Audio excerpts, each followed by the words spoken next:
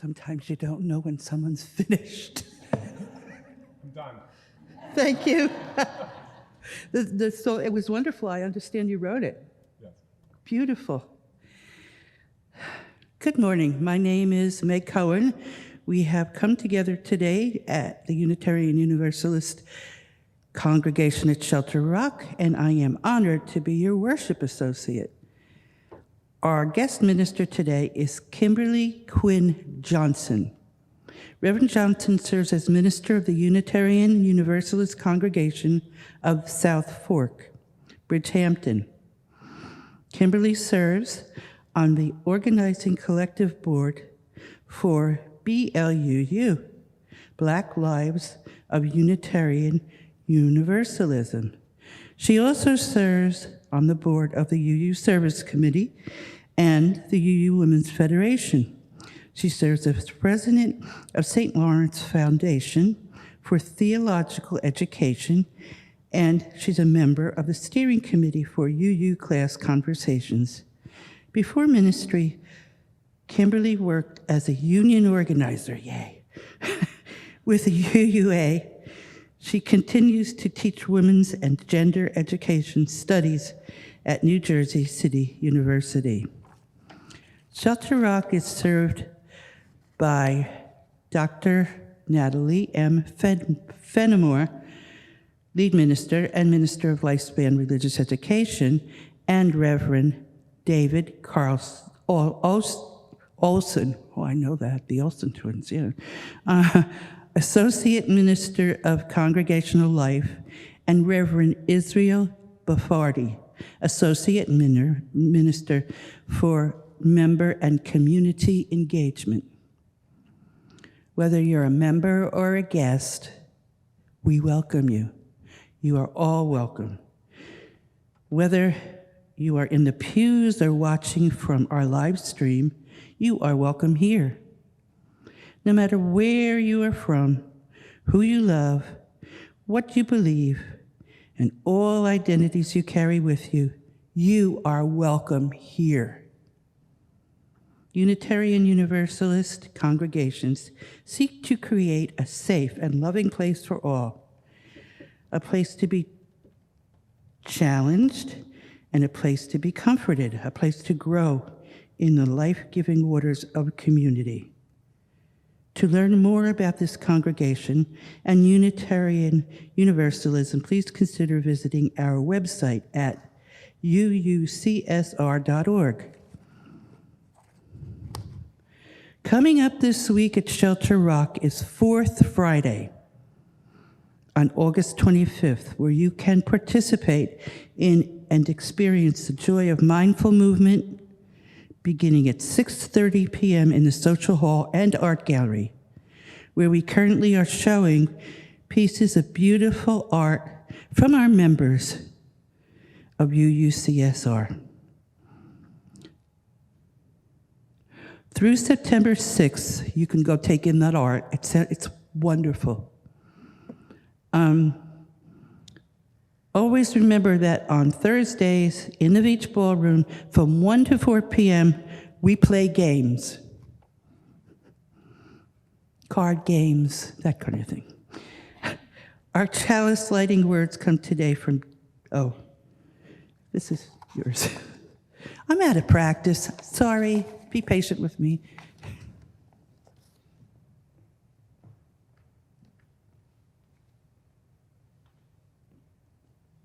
Oh, are you reading the chalice lighting words? I'm just lighting the chalice. I told you I was out of practice. Okay.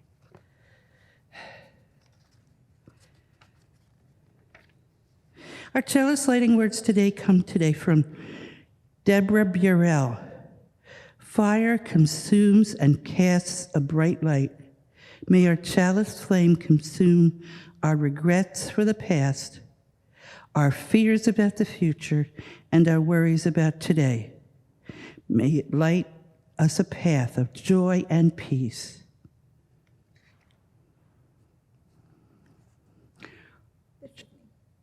What? No, this is me. You were, okay. Thank you. Good morning.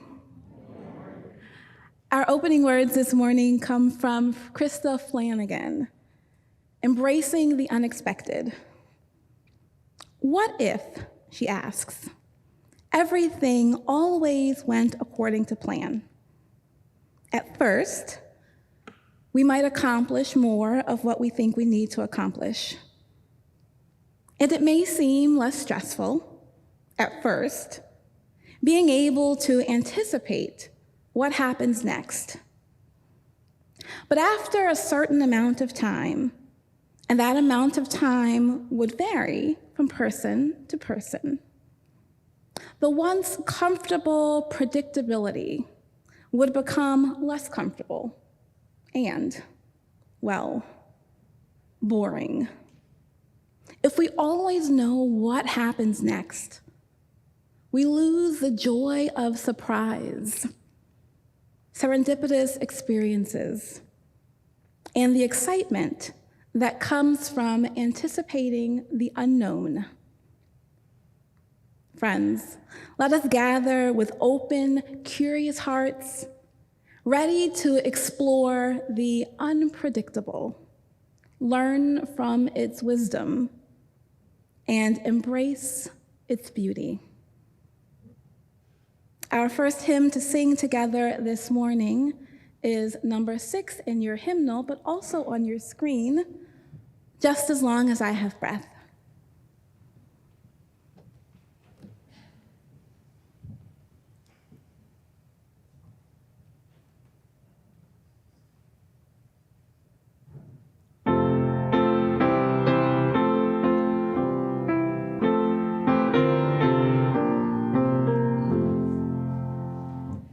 Just as long as I have breath, I must answer yes to life. Though with pain I made my way, still with hope I meet each day.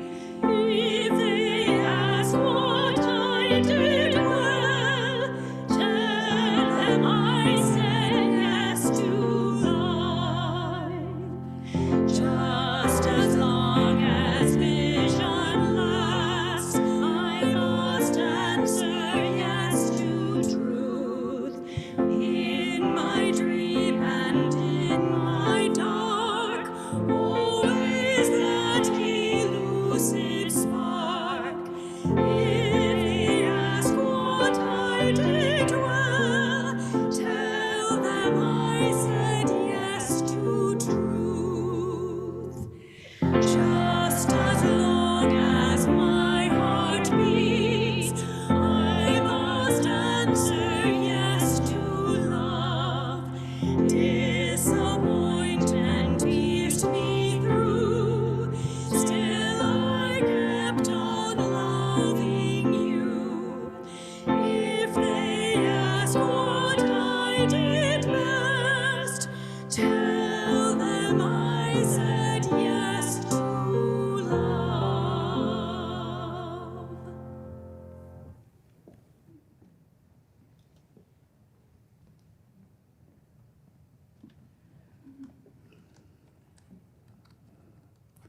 Remain standing for our words of affirmation.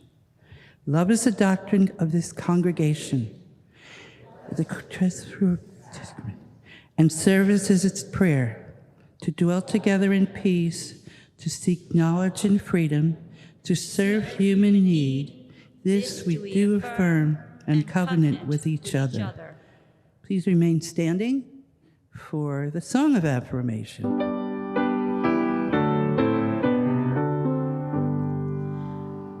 From all that dwell beyond the skies, let songs of faith and hope arise.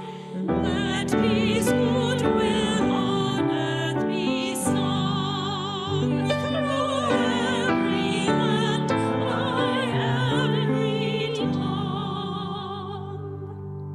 You may be seated. Each Sunday, we take a special collection which extends our vision of beloved community by supporting work in the world which addresses human needs. Our August offering provides support to the ABBA song, school supplies collections for neighbors of Hempstead. Things like backpacks, etc., that kids can get really excited about the beginning of school with. Reverend Reginald Benjamin of Abba Fellowship Ministries organizes a back-to-school supplies drive. This month's offering will benefit the children and youth of the village of Hempstead. Our congregation has participated in this effort for many years. The Sunday collection proceeds will be used to purchase needs for this project. The need is great. 29% of the children of the village of Hempstead live in poverty. Please be as generous as you can. There is more than one way to donate, either online or text directions are on your monitor above, or here you can just put money, cash, check, whatever, in the collection box. Either the cash or when using a check, please enter today's date, 8/20/23, on the memo line.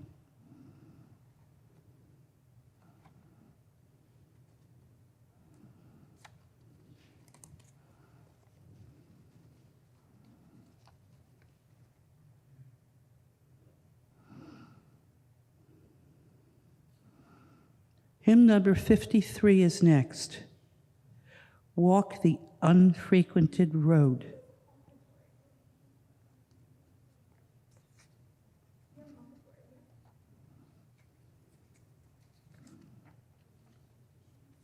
I just did it.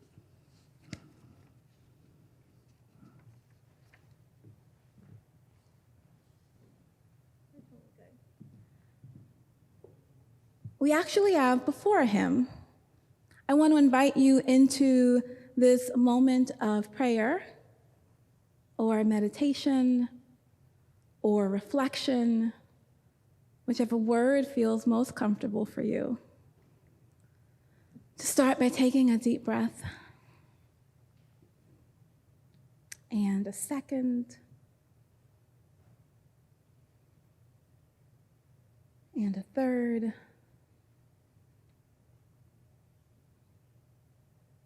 Letting go where you might feel tense or tight in your body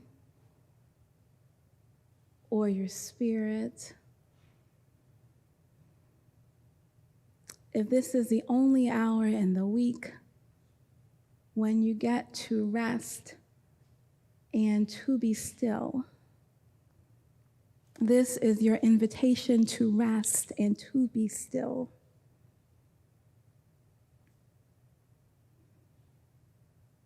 These words come from Elizabeth Tarbox.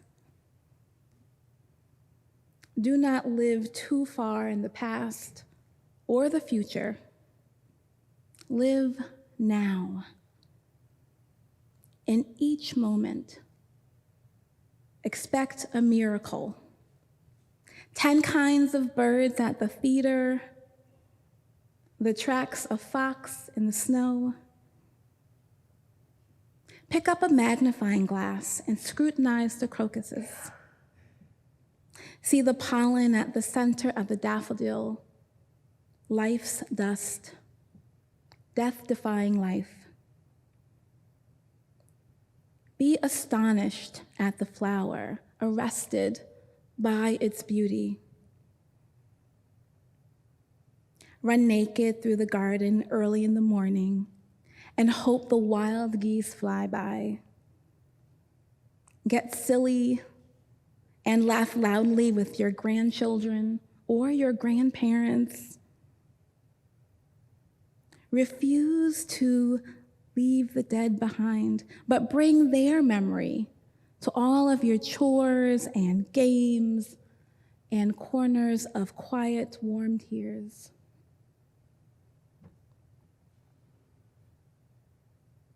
Know always that joy and sorrow are woven together. One cannot be without the other. If you love, know that sometimes your love will bring you tears.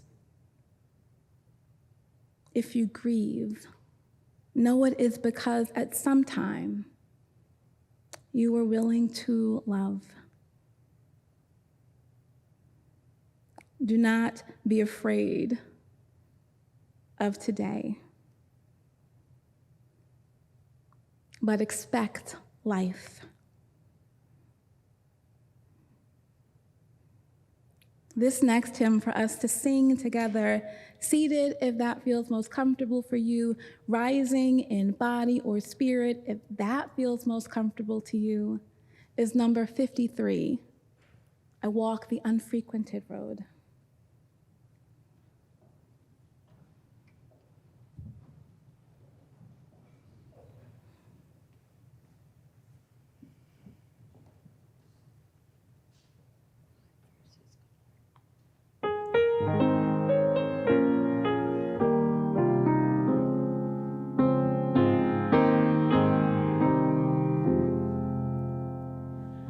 I walk the unfrequented road with open eye and ear.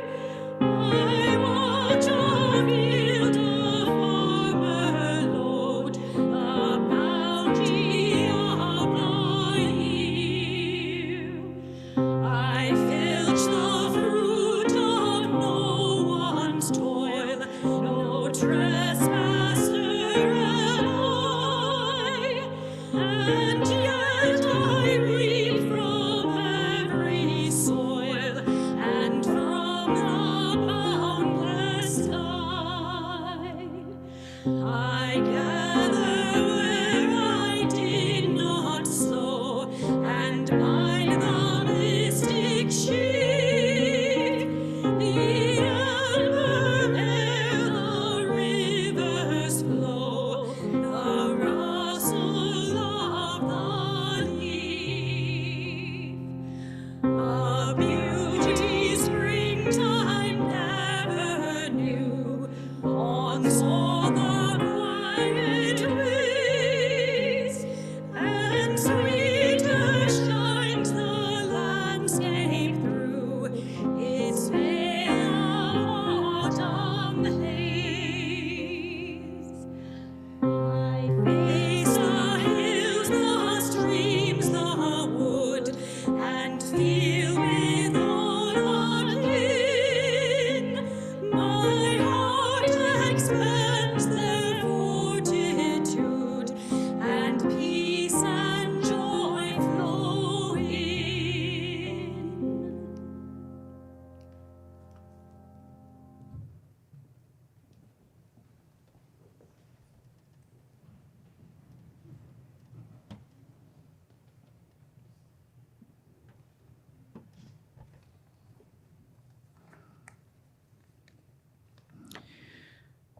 The smuggler by Anonymous. I don't know what his last name is. First name was Anonymous. At the border crossing in a country far away from here, and many years ago, a border guard noticed a traveler approach. She was leading a donkey whose back was stacked with heavy bales of straw. The guard's job, among other things, charged him with making sure that travelers didn't smuggle goods into this country, his country. Watching the woman approach, the guard's intuition told him something suspicious was about her. He stopped the woman, asking to look inside of the straw bales on the donkey's back. He couldn't find anything valuable in the straw. "But I'm certain you're smuggling something," the official said. As the woman crossed the border, she merely smiled. Now, each week for years, the woman came to the border with her donkey, bearing bales of straw. Although the guard searched the straw bundles on the donkey's back, then the hems of the traveler's robes, then the inside of her food, and the water bundles, he never could find anything valuable hidden inside them. Many years later, after the official had retired, he happened to spot the woman in the marketplace and said, "Please tell me, I beg you, tell me, what were you smuggling?" "Whatever do you mean, sir?" the woman replied. "I'm no longer a guard, and even if I could get you into trouble, I'd never do so. But for years, I knew you were smuggling something, and I only want, because I'm curious, to be satisfied so that I can die in peace and not wonder any further." The woman leaned in. "You're right, then. Every time I crossed the border into the country, I was smuggling." "What?" cried the retired guard. "Donkeys."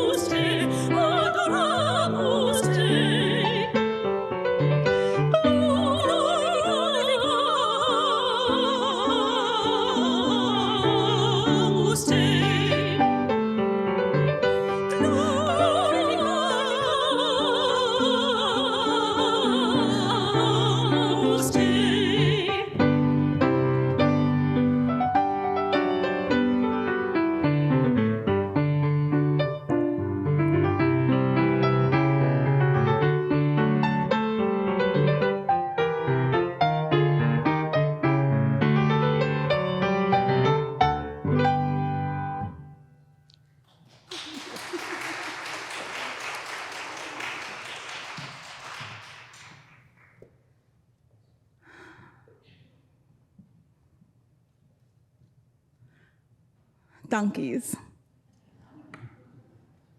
I like that story because of the element of surprise. The older I get, the more serious I get, the less open to whimsy and surprise. I imagine some of you might be like that yourselves. The older I get, the more I want certainty. I want to hedge my bets. I am careful. If you are like me, you probably take your commitments seriously. You like to finish what you started. You don't like to waste. And it can be hard to let things go. Like the inspector, border guard, it can be hard to let things go, to abandon a project, to decide part way, however set you are on the end, to decide part way that you have had enough, that this is not working, that it is time to move on. There is a term for this. There is a whole psychological theory for this. Behavioral psychologists talk about the sunk cost fallacy. The sunk cost fallacy. It's a cognitive bias that messes with our thinking and our decision making. It's defined as an unwillingness to abandon a course of action because we have already invested time or money or effort or hope into a project, even when it's clear that letting go would be more beneficial. We are weighing the pain of past loss against the potential of future gain.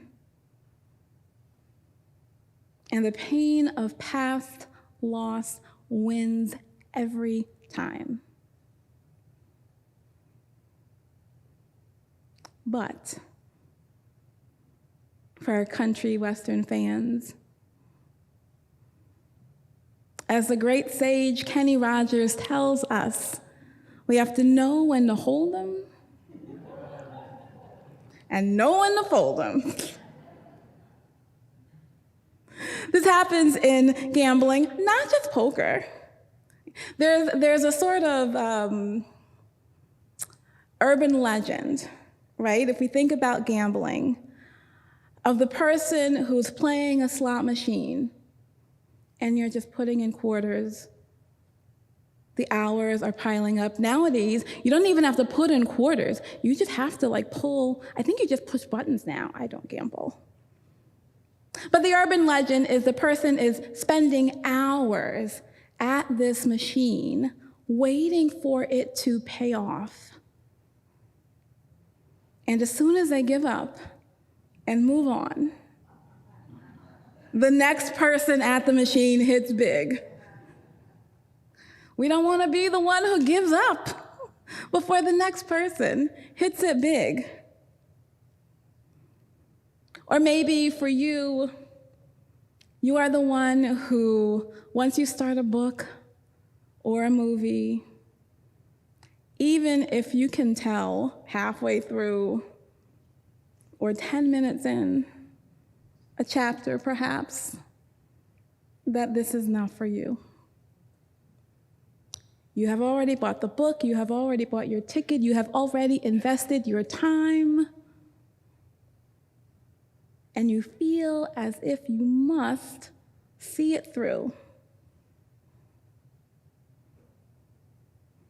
Or a renovation project, if you are a homeowner.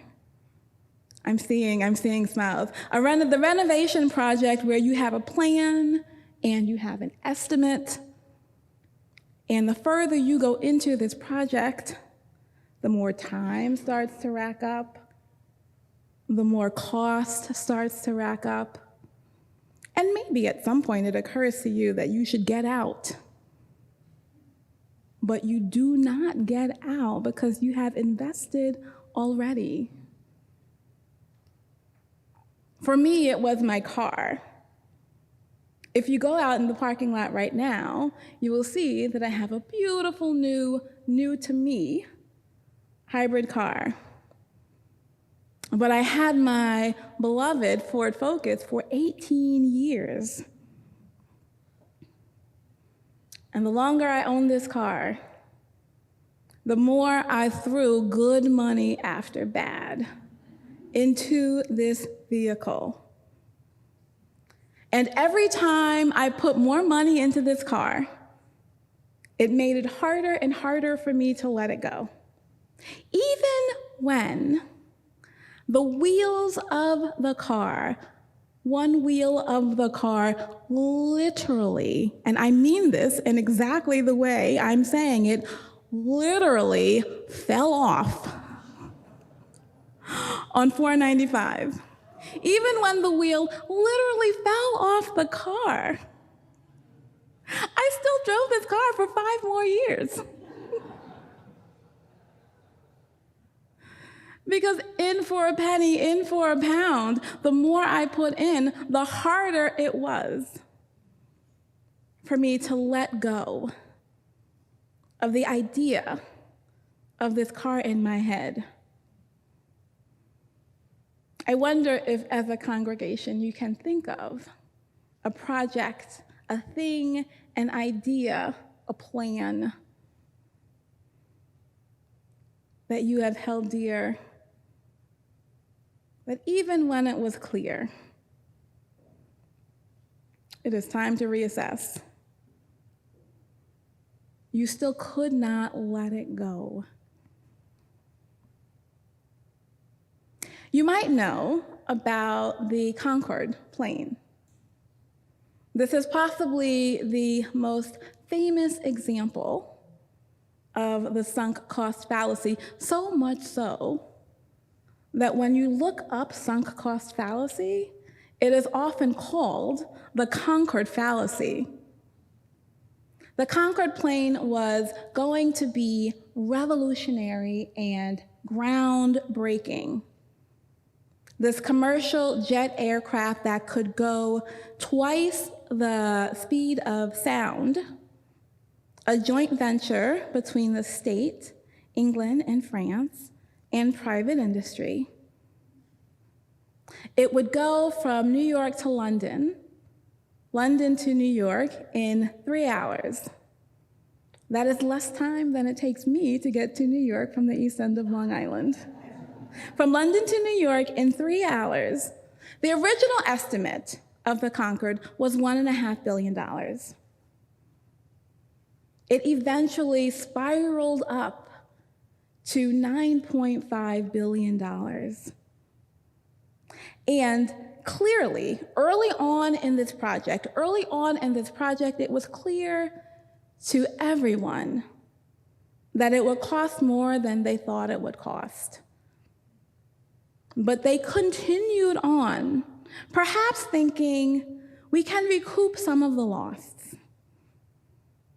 Both governments and private industry continue to pour money into this project. And once it's built, once it's done and ready, and maybe we're going to be able to recoup some of this loss, it just continued to lose more money. Because it was expensive to fly. Talk about a gas guzzler. It burned so much fuel. The engine, which did indeed go as fast as it promised, was expensive to maintain. And because it was so expensive to run, the tickets then had to be very costly. $12,000 for a ticket to fly the Concorde.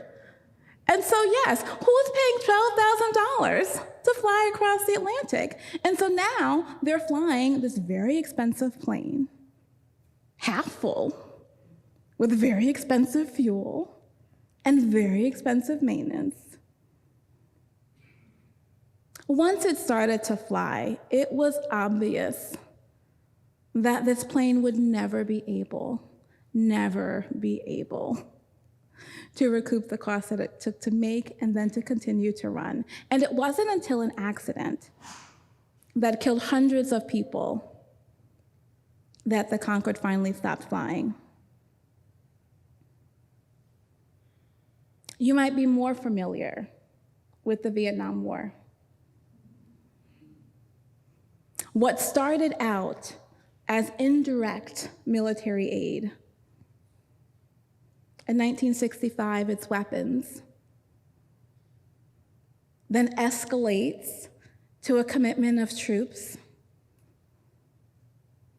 And still, amid mounting criticism and opposition, abroad and at home, the rising costs, the loss of life, the growing moral and political questions, the public protest. Why continue for so long? We had already invested money and time and lives.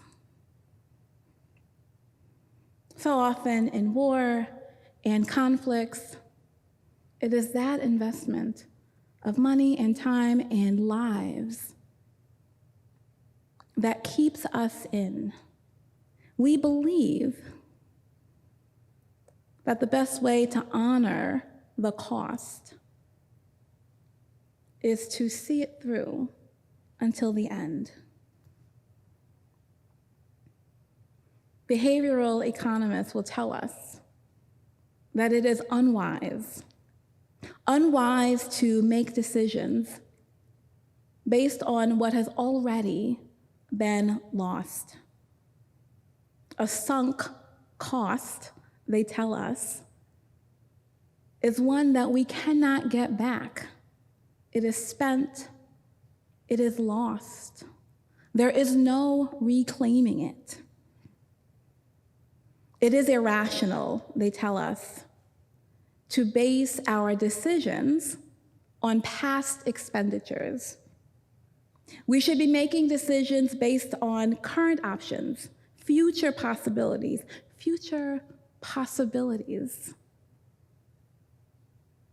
So why do we get sunk into this past? Why do you get sunk into this past? When I think about my own examples of this, it is sometimes mental energy when I'm tired and overstressed. I am just not thinking clearly. When I am already stressed, when I am already worried, I do not make good decisions. Or maybe it is stubborn pride. We don't want to admit that we have made a bad choice, that we have made a mistake. And so rather than admit to the mistake or the bad choice, we just continue to double down. Or like our governments, thinking about the loss in war,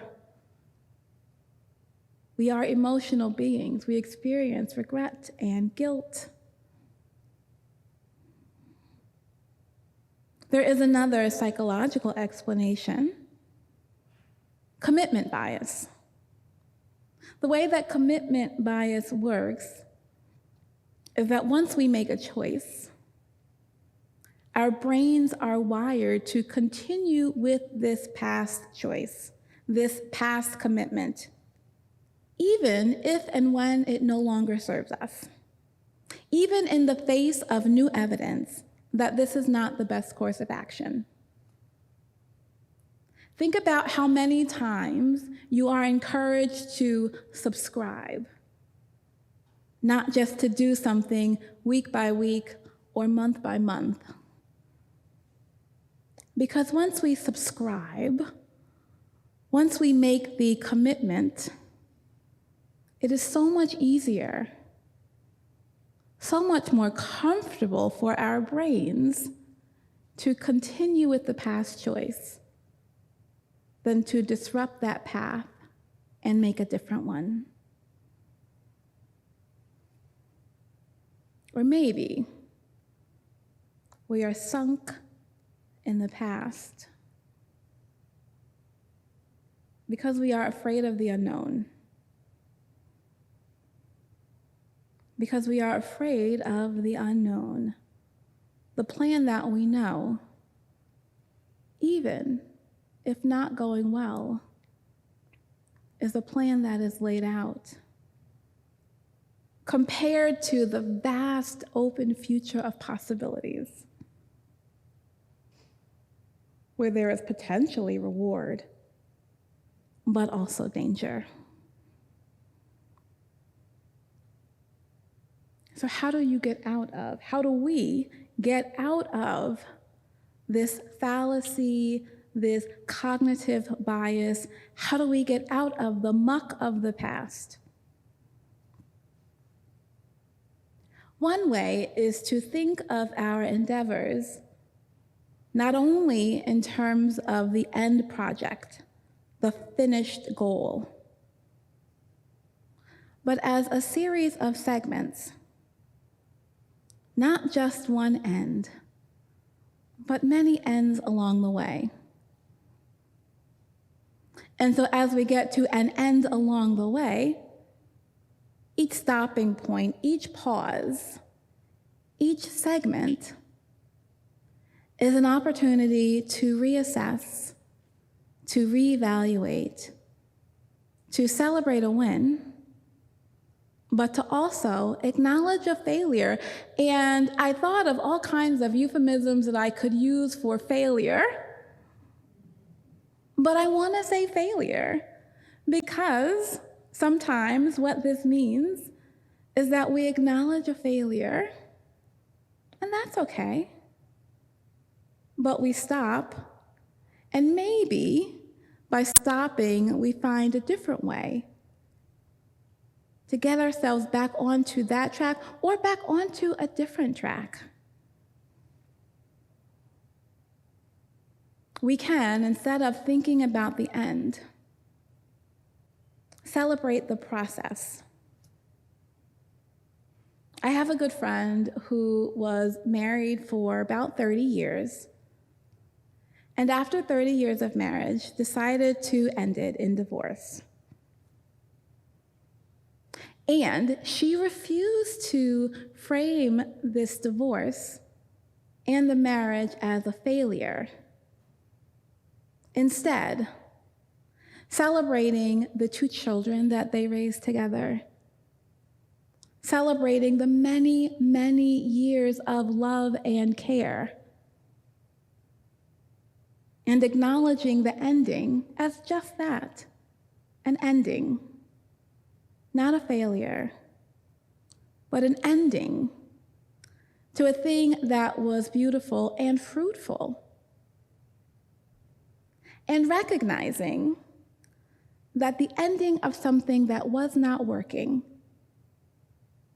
opened up avenues for everyone involved to find a new thing that could work that would work better. We get out of our past thinking by focusing instead on the present and the future. And because we are people of faith, dare I say, religious people, we have actual practices that help us to do this, focus on the present and the future. When we pray or meditate or practice yoga or sit in silence or take a walk, these are our opportunities to be present with ourselves and our current situation. These are our opportunities to imagine a future where we flourish. And so when we are meditating or praying or walking or practicing yoga or sitting in stillness, here are some questions that we can ask. What am I afraid of if I let this go? What have I got to lose?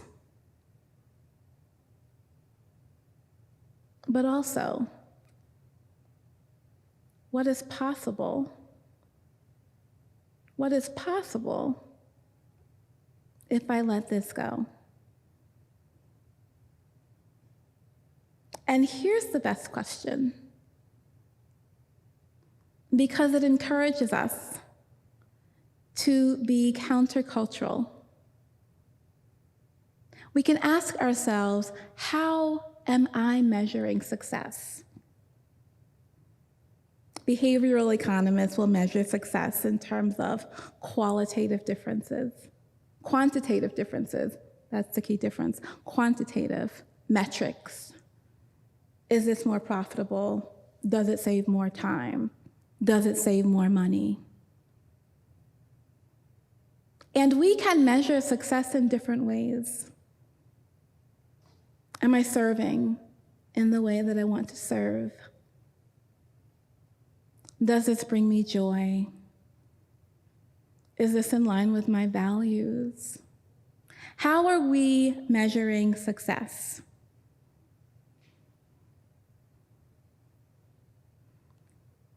When I think about my vehicle, it didn't make the 20 years that I had hoped, but I got 18 good years out of that car